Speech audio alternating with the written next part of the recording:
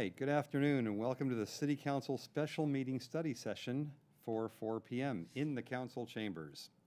This meeting is being held in accordance with the Brown Act as currently in effect under the State Emergency Services Act, the Governor's Emergency Declaration related to COVID-19, and the Governor's Executive Order N-2920 issued on March 17, 2020, that allows attendance by members of the City Council, city staff, and the public to participate and conduct the meeting by video conference. Video conference locations are not open to the public. For this meeting, the City Council is participating from the Council Chamber at City Hall, and the Council Chamber is open to the public. All in-person attendees must wear masks. To provide a live remote public comment, join the Zoom video conference meeting. The meeting ID is 847-9215-0185, and the passcode is 880389. When I open the public comment period, use the raise hand feature or press *9 if you're connected by audio only, which will alert staff that you have a public comment you would like to provide. We ask that everyone who wishes to speak on an item please use the raise hand feature to state your intent to speak when the item is called. If you're attending in person, please complete a speaker identification card and line up behind the lectern at the appropriate time. And please wait your turn, and once brought into the meeting, state your name and city of residence for the record.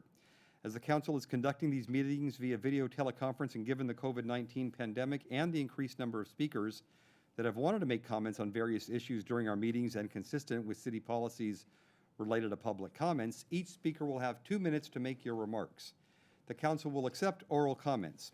Written comments submitted have been and will be posted to the city's website for public review and are included in the meeting record but will not be separately read into the record.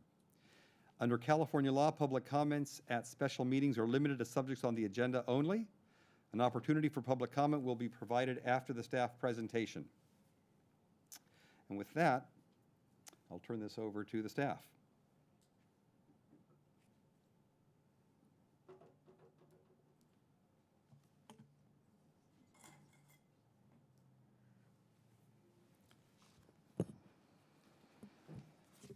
Good afternoon, Mayor Wilk and members of the City Council. My name is Janine Cavalli. I'm a senior planner and will be presenting to you this evening on the Your Parks, Your Future project, including the how to achieve the following meeting objectives.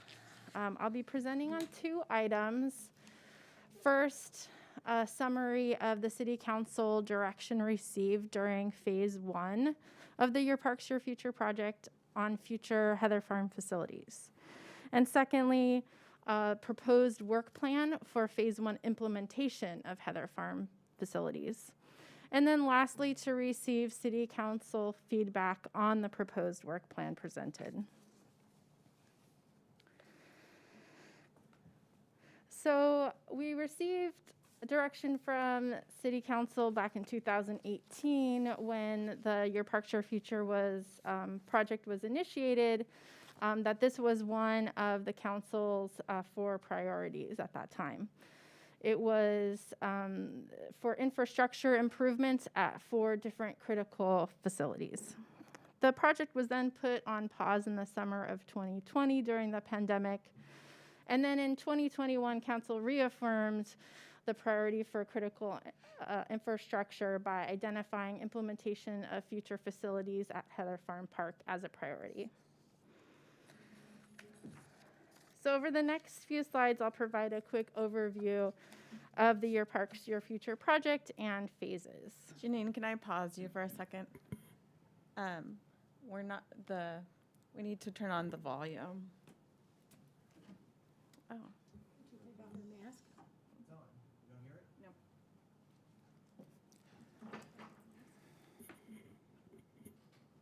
Say something?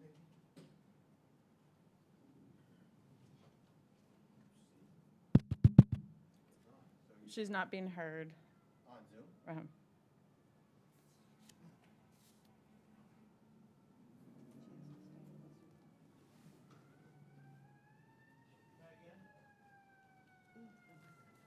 Testing, 1, 2, 3. Is that better? Start from the beginning? I would recommend starting over, yes.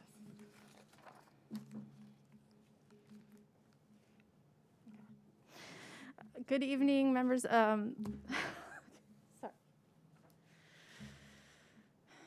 Good evening, Mayor Wilk and members of the City Council. My name is Janine Cavalli, and I'll be presenting to you this evening on the Your Parks, Your Future project. And I will start with reviewing the key meeting objectives. We'll be presenting to you on 2 items. First, a summary of the City Council direction received during phase 1 of the project, focusing on the Heather Farm future facilities. Then we will present a proposed work plan for phase 1 implementation of Heather Farm facilities. And then lastly, receive City Council feedback on the proposed work plan. So to go back in time a few years, in 2018, Your Parks, Your Future project was initiated to address the council priorities at that time for infrastructure improvements. And Heather Farm was one of 4 critical facilities that were identified. The Your Parks, Your Future project was put on hold in the summer of 2020 during the pandemic. And then in 2021, council reaffirmed infrastructure as a priority through identifying implementation of future facilities at Heather Farm Park as a priority. So over the next few slides, I'll provide a quick overview of the Your Parks, Your Future project and the phases. So at the start of the project, the purpose was identified as follows: to ensure that the parks, community facilities, and programs at Heather Farm Park and the other facilities best serve the community well into the future. The project was designed and comprised of 2 distinct phases. The first phase focusing on arts and recreation programming and the future facilities at the ones identified here. And then phase 2 would focus on preparing updates to the master plans for Civic Park and Heather Farm Park. And those will identify park improvements, including potential new amenities and the placement of buildings identified in phase 1.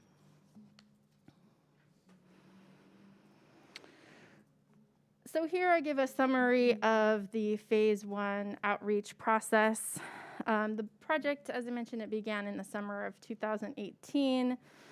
And we engaged with the community, the advisory committee, commissions, and city council, and all of the meetings identified here on the slide. And then we completed phase 1 in February of 2020. So now over the next few slides, I'll provide a quick overview of the Your Parks, Your Future phase 1 council direction received at the end of phase 1 in February 2020, and focusing again on Heather Farm. So of those 4 critical facilities addressed as part of the project, council directed that the focus should first be on the Heather Farm Community Center and Clark Swim Center in regards to future facilities.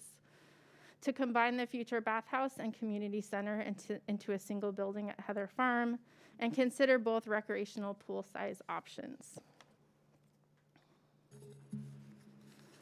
In addition, to work with the Walnut Creek Aquatics Foundation to prepare a memorandum of understanding to address cost sharing of the construction and operations of a new 50-meter pool and bathhouse. And lastly, to maintain the existing preschool facility.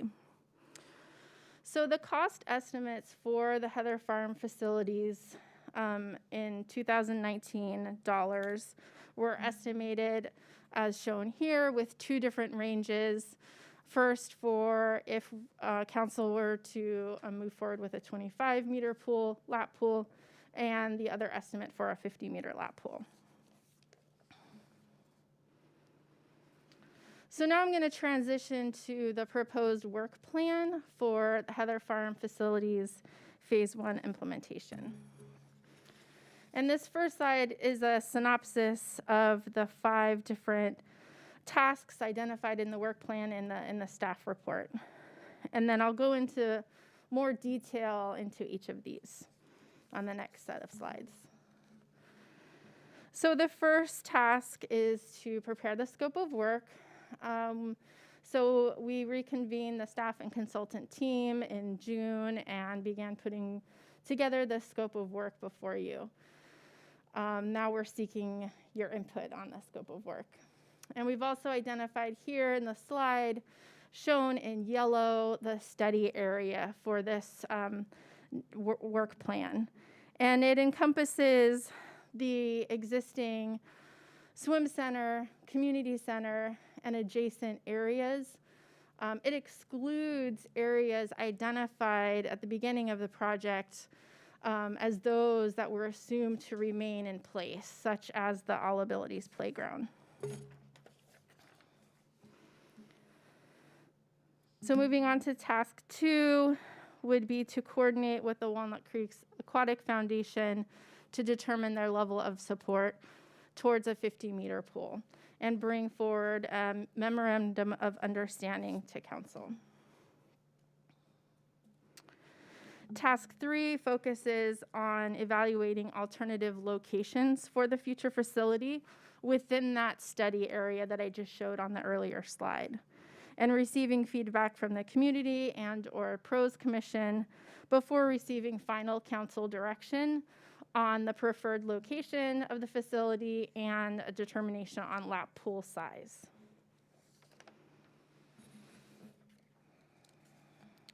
Task 4 focuses on the more detailed design of the facility, looking at conceptual illustrations and plans, again, seeking input on those conceptual illustrations and plans of the facility before ultimately receiving final direction from council on the preferred site plan and building design, again, at a conceptual level of building design. Task 5 is the last of the tasks identified in the scope of work. It's the funding strategy and involves an evaluation of the various funding options prior to council identifying their preferred funding option. And if council wishes to pursue a ballot measure, community polling would occur in early 2022.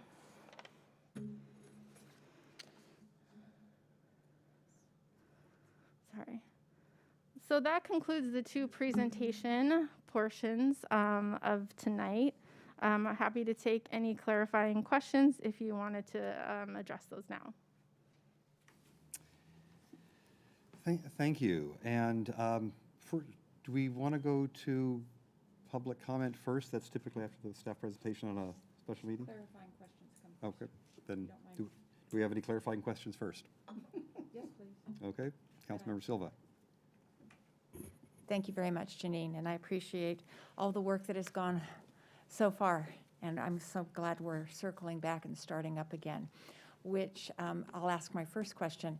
The work program that you've outlined there doesn't seem to involve the advisory committee, the original one, let alone the one that would be larger and newer. When will that come back into play with the Phase 2 master planning?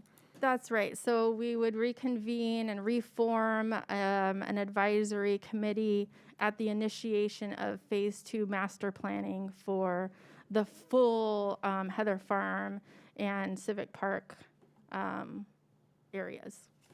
So speaking of Phase 2, on the second page of the staff report or the agenda report, it refers to Phase 2 master planning, which would focus on the master planning for the outdoor spaces for both of those community and park areas in general. But this doesn't mean that we can't consider other improvements that might come forward in the meantime. We don't have to wait till the master planning of Phase 2 if somebody wanted to do something with us in Heather Farm. I don't believe it precludes anything, Okay, but thank yeah, the intent of the master planning is kind of a 15 to 20-year vision. But for example, the soccer club came forward and said they wanted to help fund all-weather turf on the existing ball fields. I do believe there's an assumption that the ball fields won't move. So we don't need to do a master plan to continue those conversations. Right, so the existing master plan is still in place for Heather Farm, and that was one of the assumptions, that the ball fields would remain in place at the start of Your Parks, Your Future. Okay, Okay, thank you. Related to the cost estimates that are shown in the agenda report, you did say the magic word of 2019, and some of those cost estimates might have been based on the work from the previous consultant, the previous consultant from 2016. These do not reflect current cost estimates, and our city engineers in the room, and I'm sure they've gone up significantly with the price of labor and materials in this day and age. Is that a safe assumption? Yes, that's right. They are 2019 and they would be escalated. And I do believe that the cost estimates that were used from the 2016 were escalated before they were integrated into this estimate. And Kevin Safina is sitting behind you, and I think this question is really just going to require a thumbs up. As I recall from one of the two previous meetings, we discussed that the cost differential for the difference between the 25-meter and the 50-meter pools was not just construction costs. There's also an ongoing annualized cost differential. It was about $150,000 per year. That's still probably accurate because it was in the notes from those meetings. Kevin Safin, Director of Arts and Recreation. Yes, that's still accurate as of 2019. We'd want to look at that as we go forward, but that's a place to start. And my last question has to do with design, what that means. Are we getting to blueprints? And what costs are we assuming in this design phase, and what's the output that we are expecting? So it's very conceptual. I think, in a lot of building terminology, they talk about maybe like a 35% design and then maybe a 75% design before they go out to bid for the actual construction. I don't even think we're at the 35%. Maybe this is more like a 15% design. So it is fairly high level. So we aren't going to know where every window is and that sort of thing at the end of this. Okay. And and all of these the timing of this schedule is open for discussion. That's what you really want our feedback on tonight. Yes, the tasks and the timeline, correct. All right. Thank you. Thank you, Mayor. Any other clarifying questions? Cindy? I'm such a newbie on this, I almost hesitate to ask. I'm still trying to get my head around Phase 1 and Phase 2. In the December 2020 report, it talks about Phase 1 also including work at Civic Park and at Shadelands. But I don't see that reflected in your work plan. That's right. So let me clarify that. So your Parks Your Future encompasses 4 facilities, including the 2 at Heather Farm, one at Civic Park, the community center, and then the Shadelands Art Center. The outcome of Phase 1 was that the facilities at Heather Farm should be the top priority. Both Civic Park and Shadelands are now by necessity in Phase 2.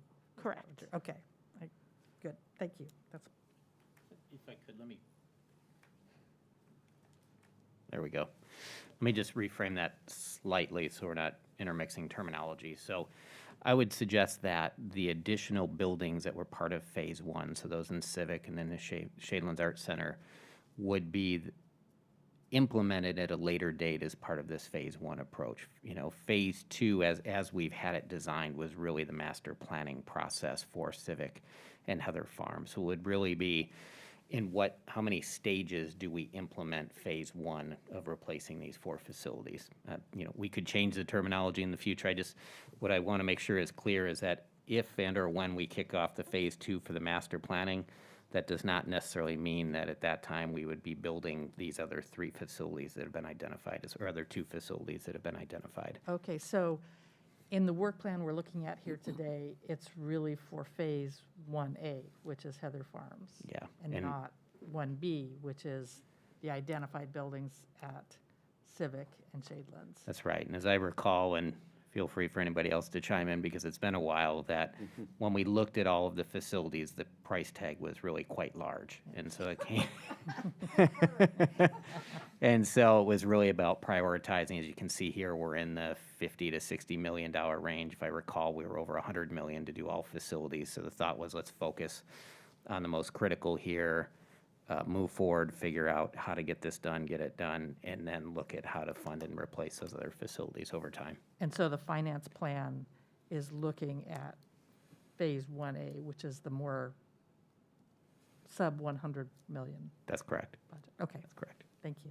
Yeah, thank you for that clarification. That was, the shade lens isn't going to necessarily be part of Phase 2 because it doesn't have the park setting, and it's really those park master plans that were going to be updated as part of Phase 2. Any other questions at this time? Mayor Pro Tem Francois. Thank you. So following up on a question that Councilmember Silva asked about the scope of work, it makes sense to me that we're focusing obviously on the community center and the pool. But as this evolves and goes forward, and by the time we get to step 5, the funding strategy, there likely could be other items such as turf fields that we want to examine or include in the mix or at least present to the voters. So are we precluded from doing that by looking by the study area, which is just looking at the area of the pool and the community center? So we're not precluded from doing that. There's still a master plan in place for Heather Farm. This work plan is focusing just on where that one particular building goes. But because we haven't yet prepared an updated master plan, doesn't preclude anything else from being considered in the scenario that you described. Excellent. And then another question had to do with the MOU. I saw that the staff report kind of indicated there'd be a check-in on the MOU in September, but the MOU didn't seem like wasn't envisioned to be finalized until November. Is that the idea? Yeah, I mean, it will definitely be some back and forth. There's a little bit of maybe a chicken and the egg as well scenario here, where maybe that's why we're kind of wanting you to confirm that yes, we're kind of where we are moving forward with the two considered pool sizes, so that they will continue to look into how they could raise money towards a 50-meter. I don't know if Kevin has anything he wants to add. Okay, so we'll have multiple check-ins then on the status of those talks, it sounds like. Yes. Those were my questions. Thank you. Mayor, could I ask one more technical question? And it's really, it's an engineering question. The area designated for the study of where to place these facilities includes a cement man-made pond. And I need to say those words very carefully. It's not the natural pond, it's the cement man-made pond, correct? That's correct. And it goes back again to the assumptions at the very beginning of the project, where the natural lake was identified as something to remain in place, and the cement pond that you speak of was not included in that list to remain in place. Okay, thank you. Any questions? Okay, so let's go now to see if there is any public comment at this time. And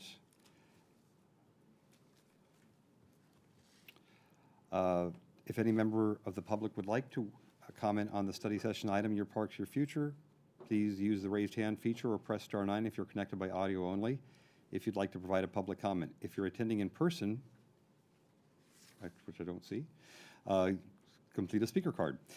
The Zoom feed for each speaker will cut off automatically at 2 minutes. So if you have your remarks, that's your amount of time. At this time, I'll ask the city clerk if there are any members of the public who would like to provide comments on this item. Mayor, it does appear that we have at least one speaker. We'll go ahead and bring in David Harder. Okay, thank you.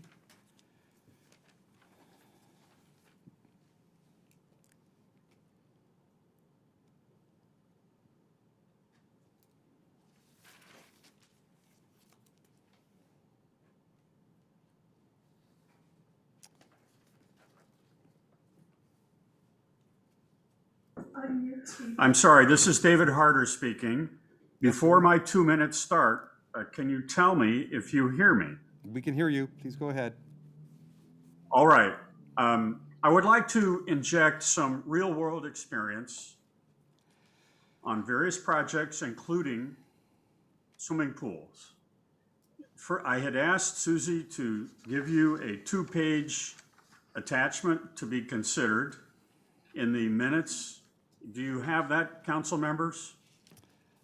We have received, if it's been sent in, we do have received it, yes. So if you're going to have a I'm just going to summarize. If you're going to have a memorandum of understanding with the Walnut Creek, Association, and have them come up with some private money, then I see a red flag on the cost estimates presented and circled, highlighted on the second page. Now, I've talked to, as I've said in this thing, Dennis Berkshire of Aquatics Design. I worked with that company in the 90s to do a swimming pool rehab. I was the manager. We did another rebuild in concept for $3 million at Fort Mac and they know what they're doing. Right now, I'm seeing a big hit on nearly doubling the size of the mechanical spaces for no reason. The bottom line is, I think that if you're going to move forward in a fair manner, that you should bring in an independent, impartial, professional cost estimator to keep you guys lined up. Speaking to a couple of things that have been mentioned, a 15% concept design ain't gonna cut it. I found I needed 40 to 50 to be real. We're not talking about windows, we're really talking about a lot of information that is necessary. I would strongly advise you not to get too involved at the 15%. Thank you. Thank you.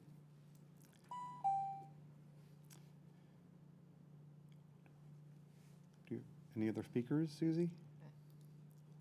I don't see any additional hands raised. Okay, so we'll close the public comment on this portion and bring it back to staff for the study session. I would greatly appreciate engineering staff responding to the comments from Mr. Harder, because I don't think these estimates were derived by city staff. I think they were done by an independent consultant, but my memory may not be working correctly. Yes, sure. I was going to wait until the session itself, but Steve, if you'd like to come down and respond to that? Oh, didn't you close public comment? I did, but. Okay, Okay, Thank you guys, go ahead, Steve. sorry. Thank you. It's Steve Waymire, City Engineer, Assistant Public Works Director. And I appreciate the speaker's comments. Those are good comments. And first of all, to answer your question, those numbers were put together independently. As a matter of fact, I think Mr. Berkshire, Dennis Berkshire, probably helped us put together some of those. We work really closely with him. He's kind of one of the better people I've worked with when it comes to pools. His comment about the 15% versus 40% is something we've talked about within staff. And the issue is, how much money do you want to spend on preliminary design even before you know you have the funding available?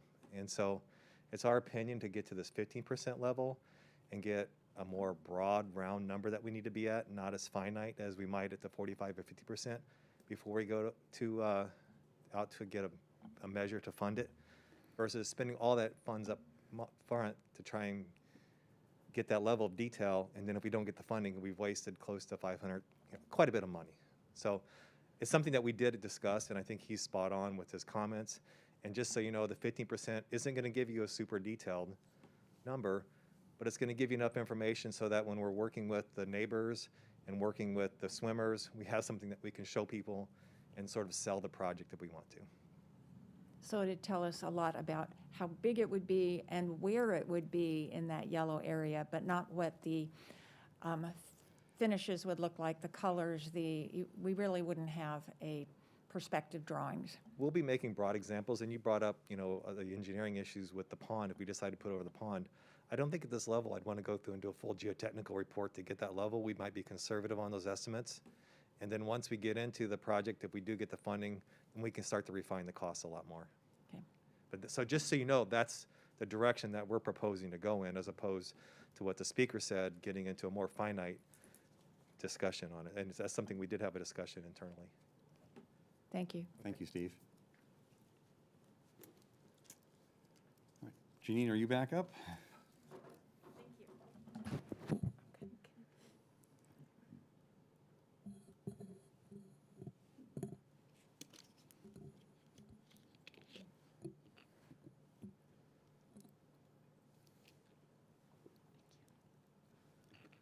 So the idea is to try to finish this study session by 5:15, so we can go upstairs for a closed session. So let's move along as to the items that we need to. I just have one more slide for you, council. This is a slide summarizing the recommended council actions.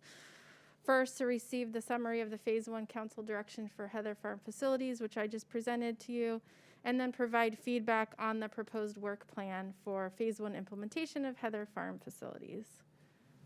And then the next steps, we would then move forward to coordination with Walnut Creek Aquatics Foundation and analyzing the various alternative future facility locations, as well as reviewing funding options. So that concludes my presentation, and I can move back to the slide with the recommended council actions. I'll leave that up. Okay, great. So the first part is, do we have any questions or any comments or further questions regarding the first portion? Yes, Councilmember Hoskew.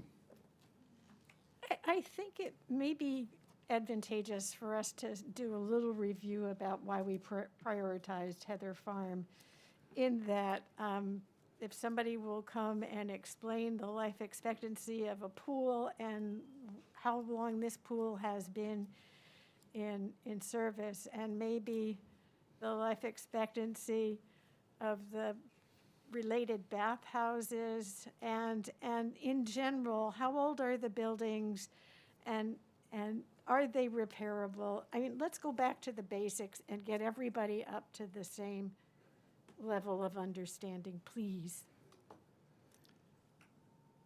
Looks like Steve is going to provide a bit of a background on this. The engineer. Guy who drew the shirts. Right. Sure.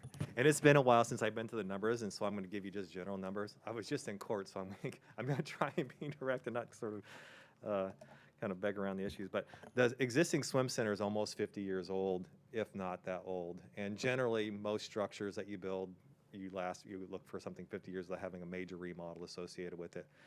And so we're seeing we've actually had to replace a lot of concrete because the rebar has been exposed. You have chlorine, and chlorine just eats away concrete and steel. And so the exterior pool itself is in poor shape, yet we have an amazing staff, our maintenance staff, that can take care of that, and we've just been band-aiding it together as we go along. Over the last 2 or 3 years, we spent close to $2 million, I believe, on just replacing pumps and filters and things like that, just to kind of keep it limping along. But it's just, I've been saying this for a long time, so it's just more and more money you have to put into it to keep it going along. And the other part is the actual facility itself was built with just wood, studs, and tile, and it's constantly rotting and falling apart just with the exposure to the water. So the staff probably every 3 or 4 years is coming in and replacing tile, replacing studs, replacing fixtures. So it's not to say we couldn't keep it running along. We can. There's some issues with the health department that we try to keep ahead of. So it's a safe place to swim, but it takes a lot of money to keep it operating at the way it is right now. So do I have a recollection, if I can build on your question, that also the pool does not meet current guidelines and USAA standards related to swim facilities? Well, sure. One of the bigger issues we have for an officially sanctioned swim center is the pool needs to be a certain depth for them to dive into to have a diving start. And I don't think one end of that meets that. So there's issues with the depth to run a sanctioned event. It's okay to run other events, but to actually run the sanctioned events, it needs to be 6 feet deep or 3 meters deep. In addition, isn't it not inefficient to operate 3 pools on the same pump system because you cannot manage the temperature differentially for the 3 different pools?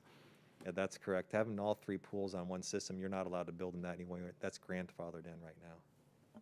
You're not allowed to what? Not allowed to run 3 pools on one pump system.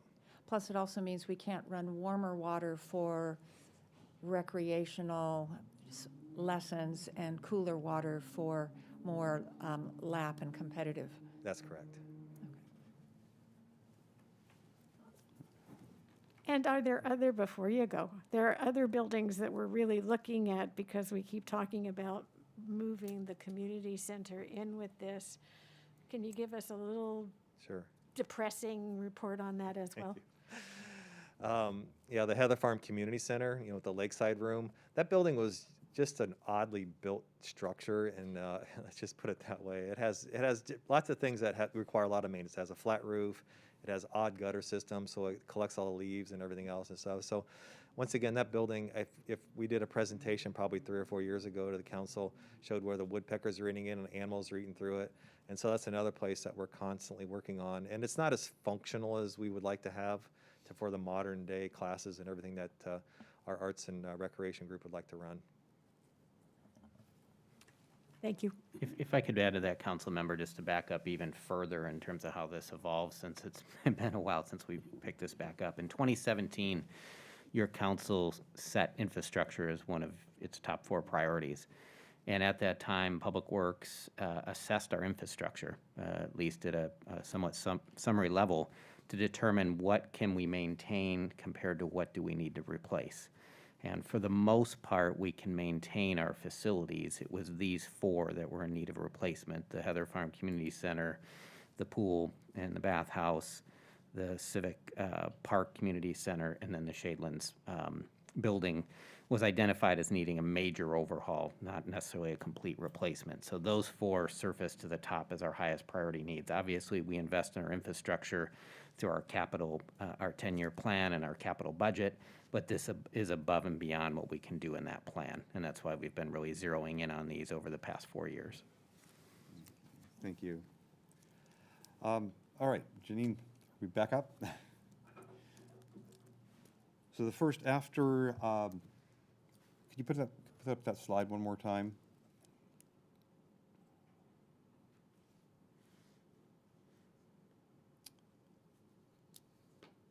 So I think the next step was discussion on our feedback. Yep. So what we might want to do, a suggestion, Mayor, is if, Janine, you want to go to each of the tasks, and we can see if there's any feedback and go through those one by one. No problem.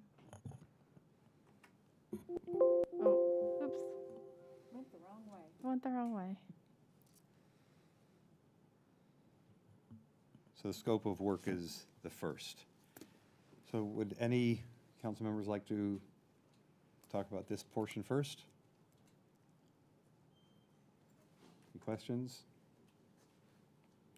I would just comment that I think this is a good idea to include the man-made cement pond, because if that were potentially to move or be reduced in size, the number of geese would probably move to the natural environment and be less likely to wander through the All Abilities playground and with small children.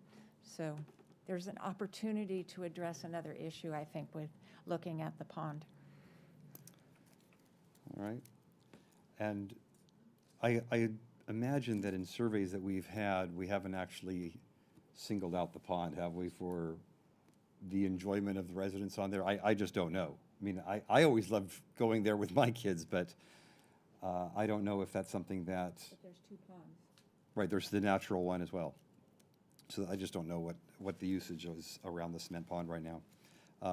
But I do think it makes sense to bring that in if we're talking about combining the 2 buildings into one structure.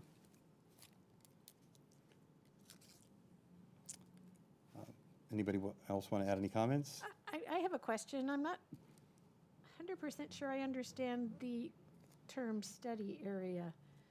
Could somebody explain that to me, please? This is the area in which this next piece of work will be looking to locate the new facility. Okay, so that's the light green thing is what that is. Or it was meant to be yellow, but if it's coming up as light green, chartreuse maybe. So it leaves the all-ability playground and the picnic area alone, right? Okay. Yes. Are we, oh, So another comment is this potentially could mean that the existing Clark Center could remain during future construction, because the movement, the resiting of Clark Swim Center could come more toward where the community center building is today. Right, so the options that we will be bringing forward will include options to either relocate the pool or keep the pool in its current location. But that would mean if we're going to combine the bathhouse and the community building, we would have to move, one of them has to move. Okay, or all of it. Or Okay. both.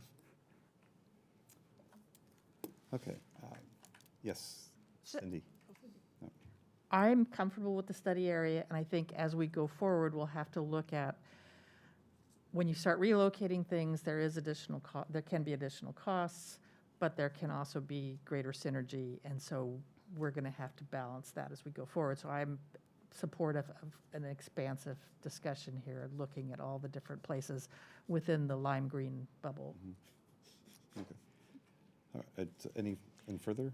No, I'm supporting it as well. It's, I think it's good to have consistency as much as possible, because we're suffering through what happens when you just put a big giant colon at the end of your last meeting and you have a year go by. So I really think that if we get people really up to date and working together as soon as possible, we can move this along. There's a great deal of history still available, so yes, reconvene everybody and prepare the scope of work for the council and anybody else that you can think of that we need to prepare to work. Yeah. All right. Looks like we have agreement on task one. All right, so next is meeting with the Walnut Creek Aquanuts Foundation, or Aquatics Foundation. I think this is a good idea, but I actually think there's a task that goes in between the June, July, and the August through November, which there's a couple of them. As much as I would like to think that we all remember what was said in December of 2019 about all of our funding options, I think it's appropriate if the city manager is amenable not to wait till September, but to shake off that presentation that we had and go back and get that lesson again, because if we don't make some decisions about what we might consider doing and winnow that list down, it's pretty hard to have a conversation with any funding partner because you don't know what they're helping to do. If we're going to go talk with the Aquatics Foundation, for example, it may not only be that they would need to participate in helping to fund the building of it, but also to support whatever we strive to do to raise the additional funds. But you can't have the conversation if you haven't had that conversation amongst us. So I would like to suggest the August meeting that we at least get the replay of the presentation that we had in December of 2019. So that's the one talking about tax measure versus bond measure versus TOT versus Right. praying it comes out of the sky. I don't know, whatever right. our options So were. some of the realistic proposals of what we should do to move forward to garner funds for this.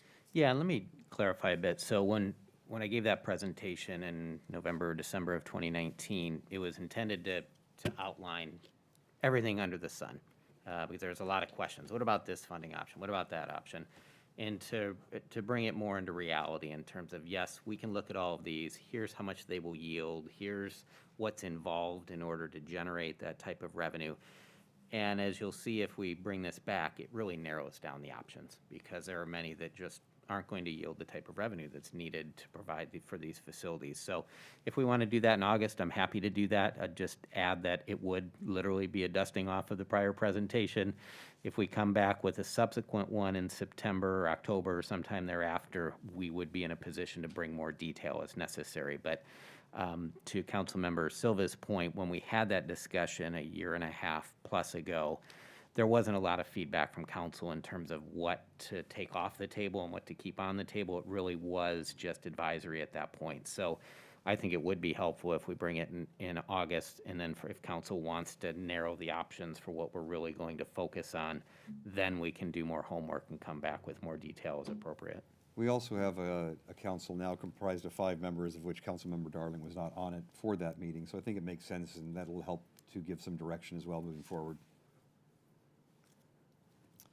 Okay, that was task 1.5. Oh. 1 point. On task 2, the other and I don't think you need to do this at the level you'll do with the Aquatics Foundation, is outreach to other potential funding partners. I think Councilmember Silva referenced interest on the part of the soccer club. And as we're going forward and assembling the world of possibilities, I'd like to make sure we've reached out and at least touched bases with. You need to speak into the mic. Oh, I'll stop talking. But I would like to make sure we've reached out to the soccer clubs and others who might have projects that could end up being added into this, just to make sure that they're thinking about it and see what their thoughts are. So we could do that also in August as a part of that. Yeah. Gives us an opportunity to look at our wish list and think, what else really do we need to be thinking about? I think that's a really good recommendation, and I would include the Warriors lacrosse in there, as well as Walnut Creek Little League. I think it also includes things that aren't building things. It could include 10 years of consistent funding for something we really want to keep open, where we're constantly having to try to cobble together every 2 years the funding we need. Maybe we need to look at all of it. And that, I'm gonna go really out on a limb. It may give us a list of things to talk to the community about earlier in terms of a survey rather than later, because we need to know what the full proposal might be from the community. Just saying. Which obviously can bleed into a lot of different areas. All right. I guess that we've kind of talked about task 2 then, right? We've got some direction around that. And others. Yeah. Okay, so moving forward. You know, on this one, I would, I'm sorry, I misread the staff report earlier. That was a community meeting in September to provide feedback on the lap pool size. And it says it's optional. I would recommend, strongly recommend that we try and do that either in person or via Zoom or both. Along the lines of the points we were just discussing about trying to get community feedback sooner rather than later. But it might be that this is not only a discussion with the community of this facility, but it might be other things we're looking at where they could give us input, because it would just help round out the, where does the community really want us to go in addition to this one that's breaking? I agree, because the fact of the matter is, if we're looking to do any kind of measures that are going to help garner funds for this, we're going to need to get the support of the community. And that includes the location, the lap size, and any other of the facility concepts. And if we don't have them, we're going to have a very difficult time moving forward. My thought on this one was, I support the idea of having the meeting in September. I think we should have a consistent message that, you know, we are focusing on facilities that are most in need of repair, and that to raise other facilities up to a higher priority, we will look for funding partners and not let it turn into a meeting where everybody gets to come and talk about things that they're unwilling to pay for. We need to have cost sharing. Right, well, correct, it'll definitely need to be a structured meeting. Okay, I think that's, you're not looking for direction on any of these things from us right now, it's just in general. So what's the next task?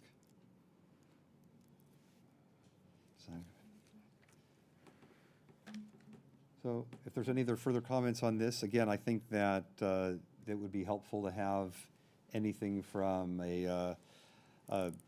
getting somebody who's a consultant for a survey and talking about what do we need to do to be able to move forward and get the community involvement in this. And if So anybody, this is about facility design, and I'm going to bring a perspective of someone who served on the committee and the debate around a previous facility that went to the ballot. The more you design, the more you give people the opportunity to say no, because they start voting on the design and not on the concept. So the 10 to 15% level is the right level to keep it at, not only because you may not get the money, but because you don't want people debating a tan building versus a brown building, stucco versus wood, and they will start to do that. There's a time and place for that. So I appreciate staff's recommendation of keeping this very generic. Cindy? Quick question. So are you considering this not be the point where we make the 35 versus 50 decision? Or do we do that here, or do we think that do was it at a before. later stage? I ta- think the that's task going to three. come earlier when we Okay. figure out Yeah, because as what long the as we've made communi- that call, where the I think- community stands on the bigger, broader issue of everything that we might need to do. Okay. All right, I think that, any other comments on this task? No? All right. And the last task, I think, was part of the funding that we talked about. So here, after we receive the city manager refresher next month, we can then start to look at some of these different options and then do polling as needed and see where we're moving forward. So, assuming that we want Walnut Creek to be vibrant and new facilities for the next generations. Great, thank you very much, Janine. Anything else you. from council on this?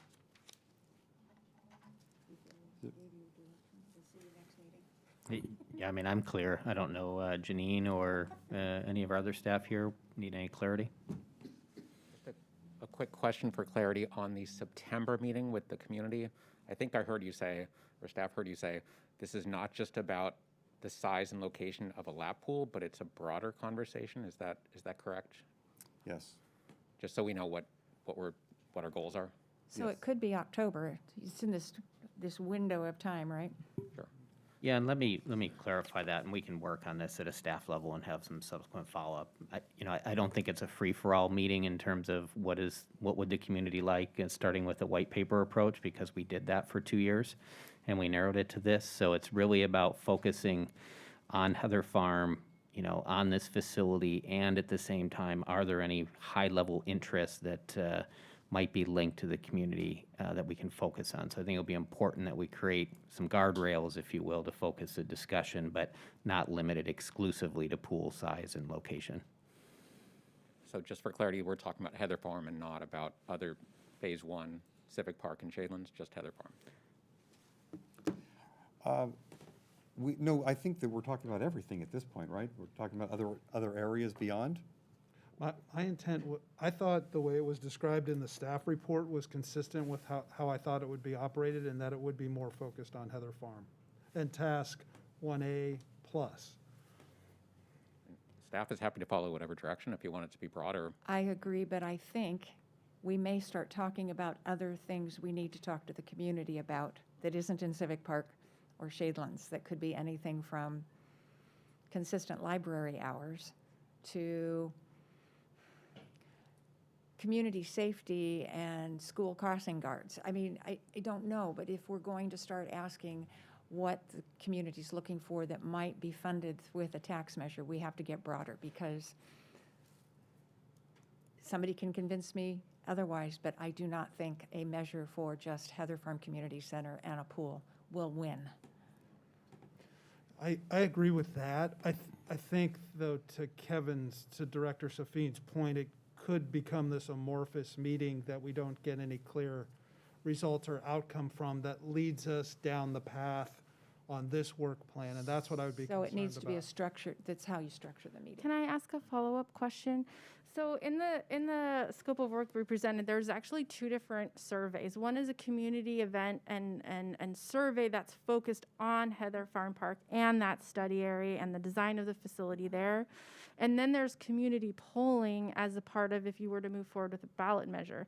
So the polling could be more of an expansive scope of what you're looking at while keeping the focus of the design of the building, the location of the building, more focused. So that's just Yes, one you're right. idea. Yes, you're right.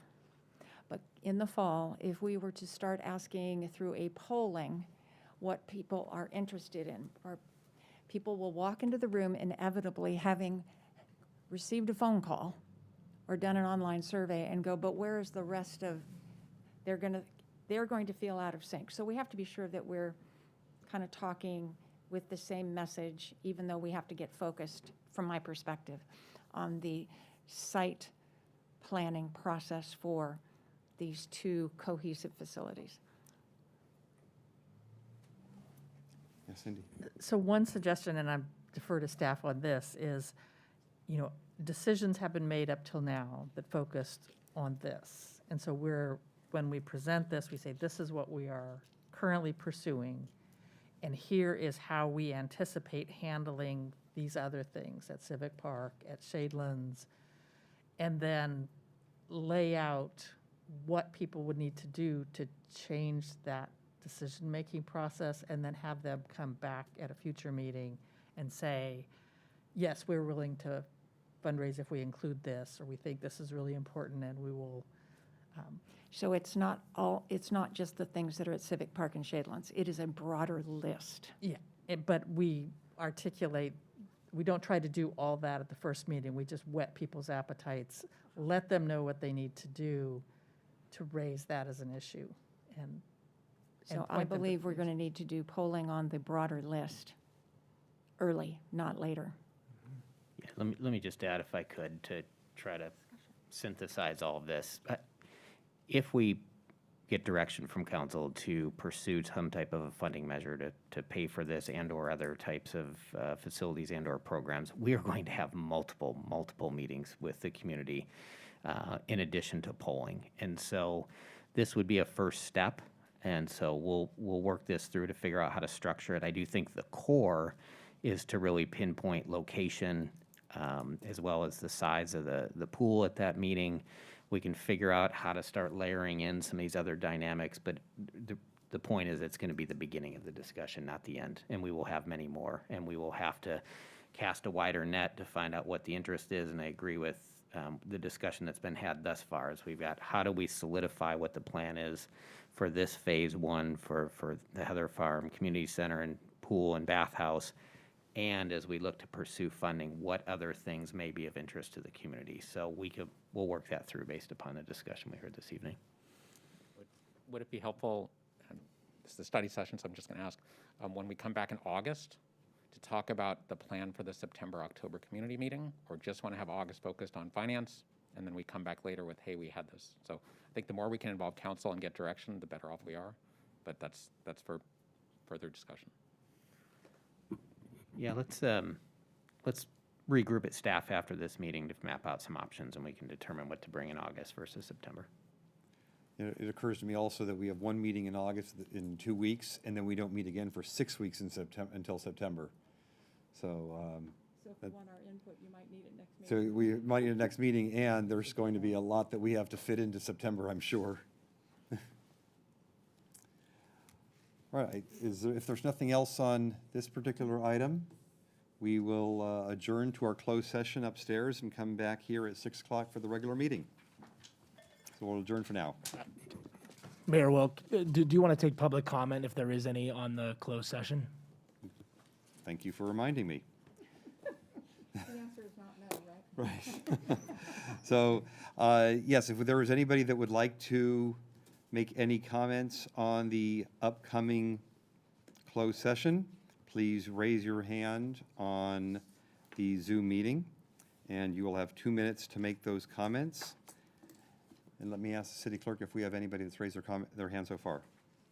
Mayor, I don't see any hands raised for public comment. Okay, so we will close the public comment just to let people know that they will have an opportunity to make public comment at the regular meeting starting at 6 o'clock. Thank you.